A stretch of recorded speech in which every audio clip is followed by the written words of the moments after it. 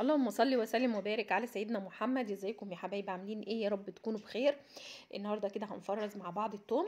معايا كده نوعين من التوم، النوع الابيض والنوع اللي هو الاحمر دوت اللي هو بيتنشف في البلكونه، ده اللي هو بيقعد معانا سنه كامله، ممكن ما يفضاش ولا حاجه.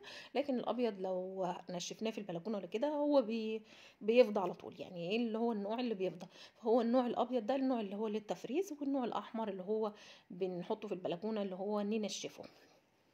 فانا خدت شويه كده اهوت ان انا هنشفهم، والباقي ده كله هعمله توم في الفريزر. تمام. هقطعه بقى كله كده اهوت، وهستعمله بقى بالشكل ده. بشيل الراس بس، وبستخدم الراس، مش بستخدم اللي هي ايه العروش ولا الحاجات اللي هي الخضره ديت. في ناس بتستعملها وانا استعملتها قبل كده بس ما عجبتنيش، يعني اللي عجبني الاكتر اللي هو التوم الراس. فده لقيته ان هو ايه، يعني بعمل زحمه في الفريزر وخلاص، وملوش اي لازمه يعني، وتقيل يعني، تقيل يعني عموما. إيه كده هاخد بس الروس كلها كده اهوت، وبنضفها من العروش بتاعتها، واخد بقى الراس بس لوحدها. باخد القشره اللي انتوا شايفينها، القشره اللي انتوا شايفينها الخارجيه دي، هي دي اللي انا بستعملها. بعمل منها توم بودر، وبعمل من الراس اللي هي اللي بفرزه. انا فرزت ده، انا بحب التوم اللي هو الابيض دوت، لان ده الابيض ده توم بلدي، والاحمر دوت توم بيبقى ايه يعني ايه. في ناس بيقولوا ان هو فيه صيني، يعني هو بلدي بس مطعمينه بصيني علشان الفص بتاعه يبقى كبير، ما بيفضاش خالص دوت، بيفضل السنه كلها مش بيفضى.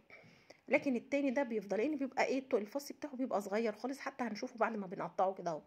هنا خلاص انا باخد الراس كده اهوت، بشيل القشره الخارجيه اللي هي مش نظيفه، بحطها على جنب كده اهو في كيس، وباخد القشره الداخليه واللي حوالين كل الفص باخدها كلها بحطها لوحدها. دي اللي هنعمل بيها التوم البودر، والفصوص دي اللي احنا هنطحنها في الخلاط مع بعض وهنفرزها. الحته اللي انا بوريها لكم دي عصايه كده ما بنستخدمهاش، فعشان ما تاخديش الفص ان انت تشيلي الراس من فوق، وتقطعي التوم كده وتضربيها في الخلاط على طول، ديت بتبقى شديده قوي على سكينه الخلاط، فمش هتوقف لك السكينه يعني. وفي نفس الوقت هتبقى ناشفه لو انت ايه حطيتيها مع ملوخيه او حاجه، بتبان برضو ايه في الطعم. بطلع كده، بطلع الفصوص لوحدها، وكده كده مش بتتقشر لان هي طريه والقشره بتاعتها طريه، فمش هتتقشر. فبنطحنها احنا كده كده، بنعمله كده اهوت علشان خاطر بيبقى سهل ان انت بتفصصي كله كده، بتنضفيها بالشكل ده وتضربي في الخلاط على طول، وتحطيه في برطمانات كده في الفريزر او في اكياس زي ما بتحبي. اهي بص، انا بوريكم التوم ده القشر اللي انا عملته السنه اللي فاتت من التفريز بتاع السنه اللي فاتت. انا اول مره افرز معاكم التوم، بس انا بفرزه كل سنه. النهارده كده حبيت ان انا اوريكم انا بعمل فيه ايه. معايا هنا هو القشر، ومعايا التوم اللي هو فيه اخضر ده اللي هو التوم الابيض، والتوم اللي هو التاني الكبير ده اللي هو التوم الاحمر.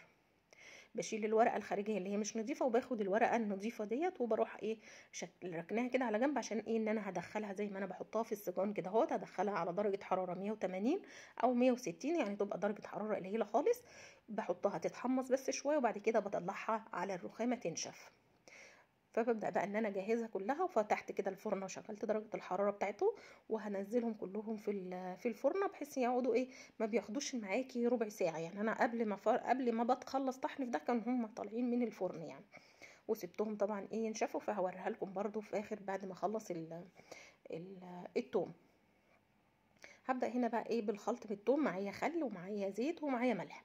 اهم حاجة الملح فيه، يعني ايه الخل ممكن بتستغني عنه، بتستغني عن الزيت، لكن الملح لا. الملح من الاساسي ان احنا يعني الملح بيحافظ عليه لحد ما. معايا الزيت برضو بنحطه علشان خاطر يبقى سهل معايا، لان انا بحطه في برطمانات، فيبقى سهل معايا ان انا اخد بالمعلقه. والخل بيخليه لونه ابيض. هو في اللي فرزوا السنه اللي فاتت ان الخل التوم بتاعهم اخضر، فانا لما سالت ايه سبب الخضر، لان هو فعلا اخضر معايا برضو السنه اللي فاتت، برغم ان انا حطيت زيت وحطيت خل وحطيت ملح وحطيت كل حاجه، بس برضو لقيت ان التوم اخضر. فما سالت راح عرفت ان هو عشان ان احنا فرزناه قبل اوانه، هو لازم التوم يتفرز نص 3 عشان تبقي ضامنه ان التوم كويس، تبقى في نص 3 ان انت بتفرزي التوم اللي بيتحط في الفريزر. كده انا خلاص فرزته بالشكل ده. قطعته كده بقى بالشكل ده، حطيت الزيت والخل بتاعي، وجهزته ان انا هجهز في البرطمانات على طول. طبعا اللي قلنا اللي هو المزرع اللي فيه زرع ده اللي هو التوم الابيض، انما اللي ما فيهوش زرع خالص بتبقى التوم اللي هو الاحمر. التوم الاحمر بيبقى فيه لحم زياده. بص اهو المنظر، بص الشكل، بص الكميه، بيبقى الفص قد ايه. ده التوم الابيض، والتوم الاحمر اللي هي الفص الكبير دوت. ده حلو قوي قوي للبلكونه، مش شرط ان هو يتفرز، بس اللي بيدي ريحه احلى التوم اللي هو البلدي بتاعنا، اللي هو الرفيع، يعني هو ده اللي ريحته بتبقى ظاهره وريحته حلوه.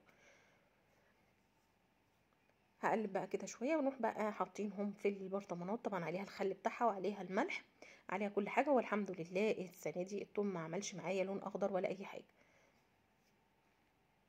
يعني ايه، فرزته في الفريزر ولاقيه زي ما هو باللون بتاعه. يعني انا كنت اما عملته السنه اللي فاتت تاني يوم لقيته اللون بقى اخضر، برطمان بقى طالع اخضر. فانا فرزت بقى السنه اللي فاتت كانت كميه بسيطه، النهارده السنه دي فرزت كميه حلوه عشان ما يخلصش معايا. لان انا بصراحه من شهرين وانا بشتري في توم، يعني اشتريت توم من شهرين وهو خلصان معايا. التوم اللي انا فرزته من السنه اللي فاتت كنت مفرزه حوالي 3 برطمانات او 4 برطمانات بس، فما كفوش معايا كده هوت الفتره كلها. فاشتريت التوم، فالتوم طبعا جاي فاضي.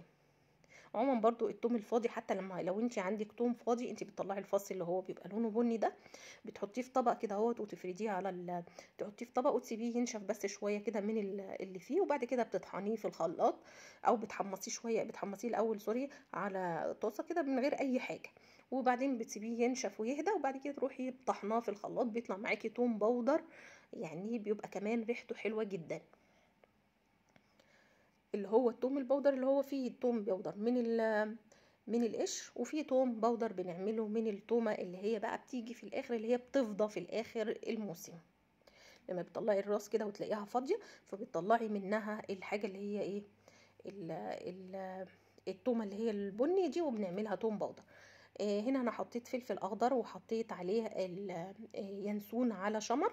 البرطمان ده هيبقى للسمك، يعني هبقى اطلعه للسمك، يعني معلقه كده اهوت للسمك، بدل ما ايه اعمل لا اطلع سمك واعمل الحاجه. فلو عندك فلفل احمر، عندك فلفل اخضر، اللي موجود عندك، انا كان موجود عندي الاخضر، و يعني اعمله. ولو عندي انا كده كده بعمل الهريسه، فباخد معلقه من الهريسه وباخد عليها معلقه من الثوم واعمل بيها السمك بتاعي. هنا انا بعمل برطمان ليا وبرطمان لبنتي، جاهز لها برضو اللي هو بتاع السمك كده اهوت، يبقى جاهز. حطيت عليه الشمر بيبقى حلو قوي مع السمك، فزودت شمر وينسون. هنا جهزت بقى كده خلاص التوم بتاعي. انا طبعا عموما بحبها في البرطمانات، مش بحب اللي في الكيس بصراحه، الكيس عشان بيعمل ريحه في التلاجة او في الفريزر، لكن انا بحب في البرطمان كده ويبقى مقفول عليه وما بيعملش ريحه نهائي. بس طبعا ما كفاش، ما كانش معايا برطمانات زياده، فحطيت في الكيس كده اهوت، وهحطه برضو هقفل عليه قفله كويسه، لان ده هيطلع في الاخر خالص لما الاقي نفسي ان انا محتاجه ليه. كده خلاص البرطمانات كلها جهزتها. انا طبعا بنشف البرطمان علشان الغطا، البرطمانات دي كلها مغسوله بميه سخنه كويس قوي، بس مش بتاخد درجه حراره قوي، عشان انا في برطمانات بلاستيك وفي برطمانات ازاز. هما البرطمانات اللي هي البلاستيك دي انا جايباها للثوم اصلا، يعني عاملاها للثوم، بجيب احطها في البيت كده، اخلص الثوم وبغسلها وبحطها في الرف تصفي اللي فيها. ودي كده الثوم اللي معانا اللي هو في الاكياس، بحطه كده في علبه، ولازم اقفله قفله كويسه عشان ما يعمليش ريحه نهائي. ادي بقى المنظر بتاعنا كده الثوم بعد ما خلص.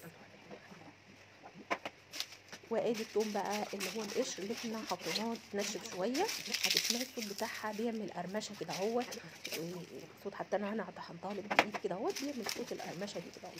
في طبعا واحنا بنطحنينه كده اهوت، اللي هو من تحت ده بيبقى عرق كده اهوت، مش اخد تنشيفه كويس، بنسيبه شويه على رخامه المطبخ لتاني يوم، بتقوم تلاقيه ناشف وزي الفل، يعني مبقاش فيه حاجه. لو حبيتي ان هو حب ان هو يخش الفرن شويه صغيرين، بتدخليه حاجه بسيطه حوالي 3 4 دقايق كده اهو، بتطلعيه تاني تحطيه على المطبخ ينشف تاني، وبطحنه في الخلاط وبطلعه توم بودرة عادي.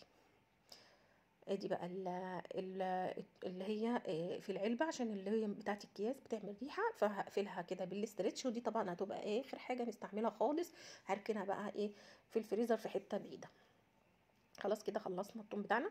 نشوف بقى التوم البودره. ادي اهو بعد ما طحنته كمان طلع، ده تاني يوم بقى سبته ينشف وطحنته في المطحنه البهارات توابل، وبالشكل دوت، وبقى جاهز معايا. ده طبعا هيقعد معايا سنه كامله، انا ما بحتاجش توم بودر خالص، يعني انا اللي انا بطلعه من التوم بتاعي هو ده التوم اللي انا بحتاجه.